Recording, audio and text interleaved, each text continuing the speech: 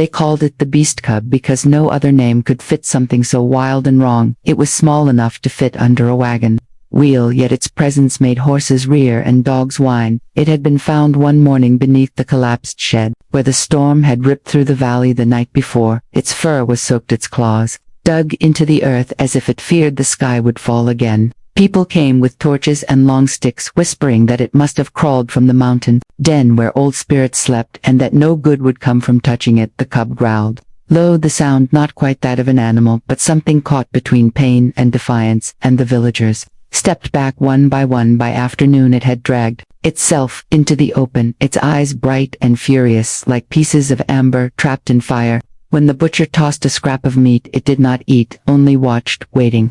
And when the wind blew through the grass, it flinched as if the world itself were a threat. The children gathered behind the fences, daring each other to throw pebbles, until one stone landed near its paw, and the cub turned its head with such slow precision that even the bravest boy forgot to breathe. Every hour it moved a little farther from the shed, circling the edge of the road where sunlight met shadow. It would not sleep, not even when night came heavy and full of cold noises. Sometimes it made a sound like crying, and sometimes it only stared at its own reflection in the puddle as though trying to remember what it was before the storm tore everything apart. The people began to whisper louder, now calling it a curse or a sign of bad harvests, and still no one dared bring it food again, for the butcher swore that when he dreamed he saw the cub standing in his doorway, eyes glowing through the dark. By the third day the cub had stopped calling out, but its silence was worse than its roar. The valley felt smaller, the air tighter, as if even the hills waited for something to break, and no one yet knew that something would come carrying a simple cardboard box. When the second dawn broke, the cub was still there, crouched beside the broken fence, its fur tangled and its body trembling from the cold, yet its eyes still burned with the same fierce light. The villagers gathered again, keeping their distance. They brought buckets of water and bowls of grain and scraps of leftover meat, hoping maybe hunger would make it soft. But when they set the food near the fence, the cub only hissed, its teeth small and sharp as glass, its growl low enough to shake the breath out of the closest manna. Boy tried to whistle to it, thinking maybe the sound would calm it, but the cub lunged forward so fast the boy fell backward in the dirt and scrambled away, his mother pulling him by the arm, shouting at him for his foolishness. After that no one tried again. They threw food from a distance, letting it land wherever it might, and the cub watched without moving, its body tense, its tail lashing like a trapped flame. The food rotted under the sun, and the flies came, and still it would not eat. The old hunter passed by one afternoon and looked long at the creature. He spat in the dirt and said it was not a cub at all, but the ghost of one that had died long ago. He said no hand should touch it, or the curse would spread through every house in the valley, and the people believed him because the hunter had never spoken in jest. The cub watched him, to its eyes narrow, its ears twitching, but it made no sound, only lowered its head and let the shadows swallow it. That night the storm came again, lightning flashing across the hills, rain hammering the roofs, and the cub did not move. It sat in the mud, letting the water run over it, its fur plastered to its skin, its breath sharp and shallow like it was holding something in and refusing to let it go. When morning came, the villagers saw the cub still sitting in the same place, soaked and shivering, but alive, and that was when they began to fear it, not as a beast, but as something that could not be broken no matter what the world threw at it. Days turned into a slow ache in the valley, and still the cub remained by the broken fence, its fur now dry but tangled, its ribs showing beneath the skin, and yet its gaze was sharp as ever. No one dared go near anymore, not even the butcher or the hunter. The people spoke of it only in whispers and crossed themselves. When they passed the road where it slept, the children had been forbidden to look, but curiosity grew like a secret fire, and sometimes at dusk small shadows crept close enough to watch from behind the bush. The cub did not roar now, it waited silent and still, as if guarding something unseen, its ears flicking at every noise, its muscles coiled for a danger that never came. The villagers began to wonder if it had once belonged to someone, perhaps a traveler who had perished in the storm, or a creature torn from its pack by the flood, but no one could tell, for it wore no collar and bore no mark, only the raw, stubborn life that refused to fade. On the fifth night, the old hunter returned again, carrying his lantern and a rope. He said no valley could rest easy while that thing lived. He approached with slow, careful steps, his boots sinking into the mud, and the cub lifted its head, eyes glowing like embers trapped underwater. The hunter whispered something no one could hear, then cast the loop toward it, but the rope never reached. The cub instead. The lantern went out, and a sound rose like thunder, and the hunter stumbled backward into the dark. When morning came, they found him unharmed, but pale. He would not speak a word of what he saw, and he never again touched a weapon after that. The people left the cub alone. Even the wind seemed to avoid that stretch of earth, and at night, when the moon shone white over the valley, the cub's shadow stretched long across the fence post, like a warning carved in light, and though no one said it aloud, they all felt it. The beast cub had claimed the place as its own, and no hand, no heart, no weapon could tame it. On the seventh morning, the valley lay quiet and heavy with mist. The air smelled of damp earth and forgotten fire. The cub was curled beneath the broken fence, half asleep, half waiting, when footsteps came soft and steady, not the kind that hurried, not the kind that feared. The human who walked toward it was new to the valley. She had arrived the night before, carrying nothing but a small pack and a cardboard box tucked under her arm. The people had watched her from their windows, whispering that she did not know what waited near the road, and that she would not last till dusk. She walked with a calmness that unsettled even the dogs, who began to whine before she reached the gate. She was not like the villagers. Her eyes did not dart toward the shadows. Her hands did not shake when she saw the cub. Instead, she paused, letting her breath match the rhythm of the wind. Her boots sank softly in the mud. She did not call out. She did not kneel. She only looked as if she were seeing something she had already met once, long ago, in a dream. The cub lifted its head, its ears twitching, its fur bristling like sparks on dry wood. It did not snarl at first. It only watched her, the silence between them stretching until even the birds dared not sing. She took one more step, and the cub's claws dug into the earth, its body tense and trembling, its throat rumbling low. But still she did not stop. She lowered the cardboard box onto the ground, setting it a few paces away. The sound of it brushing the dirt was softer than a sigh. The villagers who had followed from afar waited behind the trees, clutching their coats as if the fabric could shield them from what was about to happen. But the woman paid them no mind. She crouched beside the box, her hair damp from the fog, her gaze steady. The cub took one step back, its tail flicking, its muscles quivering. The box looked ordinary, worn, creased at the corners, but she treated it as if it were something sacred. For a moment the world seemed to pause. The mist held still between them, and the cub tilted its head, confused by this quiet creature who carried no fear, no fire, no weapon, only a box and a patience so deep it felt like the calm before a long-awaited storm. The cub's growl rumbled low at first, a warning, more tired than cruel. Its eyes followed the woman's every movement as she stayed crouched by the box, her hands resting still against her knees. She did not reach for it. She did not speak. She only waited. The mist curling around them like slow smoke. The villagers hidden beyond the trees whispered among themselves, saying she must be mad that no one could face the beast cub and walk away whole. But the woman seemed not to hear them, or perhaps she did and simply did not care. The cub edged forward, one paw then another, its claws sinking into the soft mud, its fur rising in uneven spikes. It sniffed the air and caught her scent.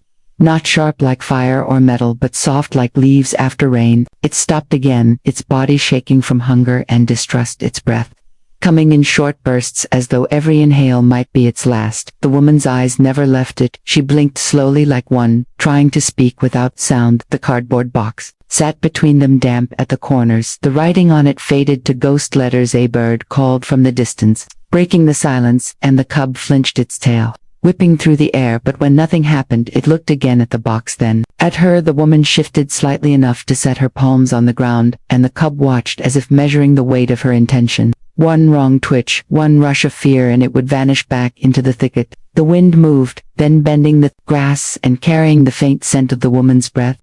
The cub's ears flattened, its gaze locked on her face.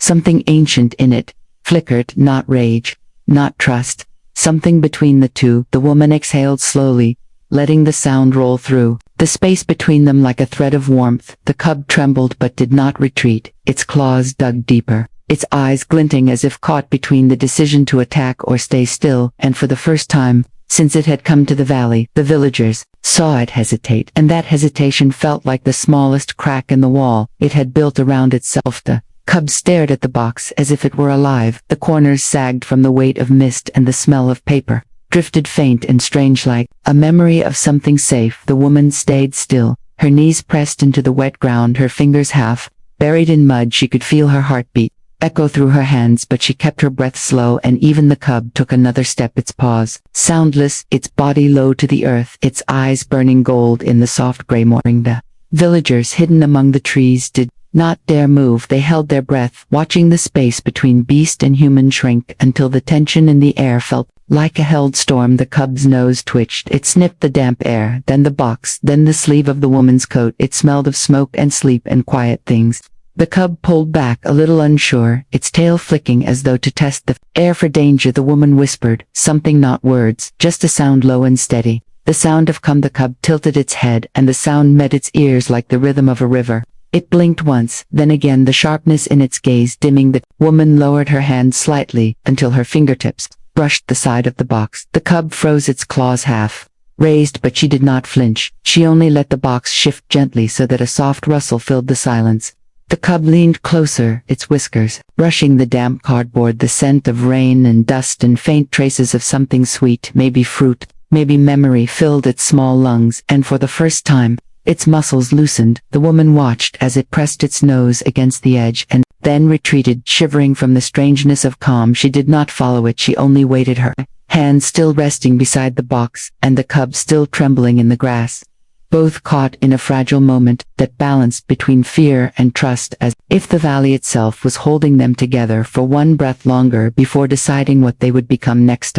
Air around them felt alive and trembling, every drop of mist hanging between them like thin glass. The cub stood still, one paw lifted, its breath shallow, its body stretched tight as a bowstring. The woman did not move. She had become part of the earth, part of the waiting. The box sat open, its corners sagging, its inside shadowed and smelling of dust and rain. The cub lowered its paw and touched the ground again, the faintest sound breaking the silence like a sigh. Too small to name, the villagers still hid behind the trees, their fear mixed with something else. Now curiosity or wonder, maybe even shame for watching without courage. They saw the cub tilt its head, its nose brushing closer to the box, its whiskers trembling. It sniffed again and again, its ears twitching at the faint rustle of the woman's coat. She stayed still, her breath moving softly through the cold, her eyes half closed as if she were listening to something only she could hear. The cub took one more step, its claws scraping the dirt. Its gaze never leaving her hand. It reached the edge of the box and pressed its nose to the cardboard. A pulse of air moved through the valley as though everything around them had exhaled at once. The cub's heart thudded fast against its ribs. The woman slowly drew her hand back, giving it space. The cub looked up at her for a heartbeat. Their eyes met, and something unspoken passed between them. Not trust, not yet, but a thread of understanding too small to break. A single leaf drifted down, landing on the cub's back. It twitched, but did not run. The woman's lips parted in a breath, almost like relief. The cub lowered its head again and stepped forward, its paw sinking into the soft edge of the box. The cardboard bent but did not tear. It stood there, half in, half out, its body shaking not from rage but from the weight of the moment, and in that fragile pause the villagers forgot to breathe. For they knew without words that something wild had shifted, something untamable had begun to listen. The cub stayed half inside the box, its body tense, its fur rippling with each quick breath. The woman did not move. Her hands rested in the dirt, her fingers cold but steady. She could feel the nearness of the creature, the heat of its fear and its fragile heartbeat. The villagers watched from the shadows, their eyes wide as moons, afraid that one wrong motion would break the spell that hung over the valley. The cub sniffed the air again. It could smell her skin, the faint salt, the scent of rain and old paper from the box. It trembled, but did not retreat. Its tail flicked the edge of the cardboard, and the sound was soft as a whisper. The woman lowered her head slightly until her gaze was level with its eyes, the space between them small enough for breath to meet breath. She whispered again, that low, unshaped sound that had no meaning except calm, and the cub blinked its ears, flicking forward as though it understood. The wind moved through the grass, carrying the sound of distant water, and the world felt slower, as if time itself leaned closer to watch. The cub stepped deeper into the box, its front paws settling inside its body, smaller now, the rage dimming beneath exhaustion, its eyes half closing. The woman waited, her lips trembling from the cold. She dared not smile. She knew the moment was too thin to hold. The cub curled one paw under itself, then another, its claws scraping the soft bottom of the box. It let out a low breath, not quite a growl, not quite a sigh. Its head lowered until its chin touched the cardboard. For a long moment, nothing happened. The woman closed her eyes and listened to the silence, the kind of silence that feels alive. Then, she lifted her hands, just enough to hold the sides of the box, her touch light as air. The cub did not move, it only shivered once, then stilled, and in that stillness, the mist seemed to fade, and the valley felt warm again, as if it had been waiting for this quiet all along. The woman lifted the box carefully, the cub curled inside, small and trembling yet still silent, its tiny claws pressed against the bottom as if testing the weight of trust. She did not rush each step, her arms steady beneath the fragile bundle. The cardboard creaked softly under the shift of weight, and the cub pressed its nose against the edge, sniffing the air as though tasting the safety. For the first time in its short wild life, the mist clung to the grass, and the trees leaned in, as if to watch the quiet miracle. The villagers stayed hidden behind fences, their breaths caught in their chests. For years they had feared the cub, and now it rested in the arms of someone who had never tried to tame it, only to understand it, only to hold it gently enough to give it a choices. She moved down the narrow path. The cub's body began to relax, its ears flicking once, and then folding against its head, its small eyes half closing, its breaths slow, and even the valley itself seemed to still, as if holding its breath. The woman whispered softly, and the sound floated over the grass. The cub twitched but did not resist. The choice had been made. By the time she reached the edge of the village, the cub was curled tighter inside the box, its tiny head resting on the corner. The woman set the box down gently and crouched beside it, her hands brushing the earth near its sides. She did not lift the lid, she did not force her presence. The cub slept lightly, breathing in the smell of rain and paper, and the beast cub had never been tamed, and perhaps never could be, but in that moment it had chosen someone, and that choice was a surrender without chains, a quiet promise, and the valley seemed to hum with it. The wind softened, the trees leaned closer, and for the first time in many nights, the world felt safe enough to simply be.